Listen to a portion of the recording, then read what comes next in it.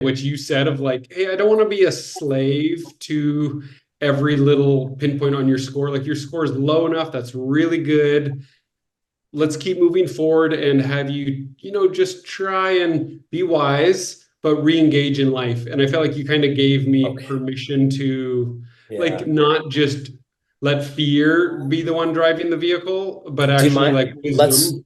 Can we spend a minute talking about this? Because this happens all the time. And this is the big dark side of the urinary mycotoxin testing. So, David, when you're saying the numbers changing, you're referring to the real-time labs urinary mycotoxin test. And so, for people who don't know what this is one of the more common ways we can see, are there toxins from mold in a patient, right? And this is a urine test. So you'll wake up, you'll pee in a cup, and however many mold toxins your body, your kidney decide to let you pee out in the morning, that's what the lab will see when they analyze the sample. We use this as a rough estimate of how much toxin you may be exposed to or how much toxin may be in the body, right?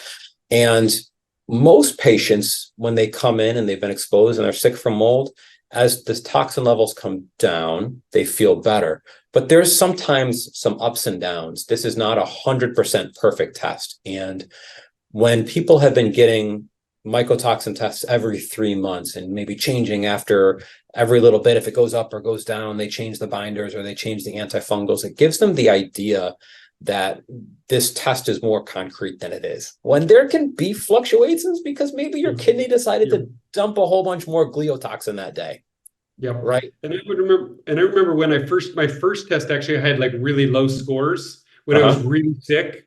I had really low scores, and I took it a year later, and that's when I had that like 14 score. And I Yeah, was like, yeah, how is this possible?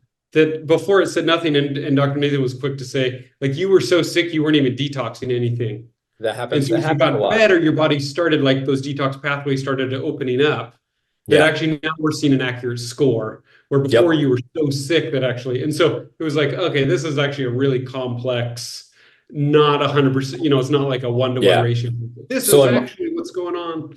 in my practice, I have people pump the brakes a lot. I order this test initially to kind of confirm, and then maybe once a year, perhaps to see are we on the right track. But what we don't want to do is start getting invested in the numbers, making the numbers the goal. Like if I don't get to zero, I'm failing and I have to go harder Yep. because that ramps up the worry. It ramps up the anxiety. Will I ever be well? Am I taking too much? Am I not doing enough? Am I still being exposed?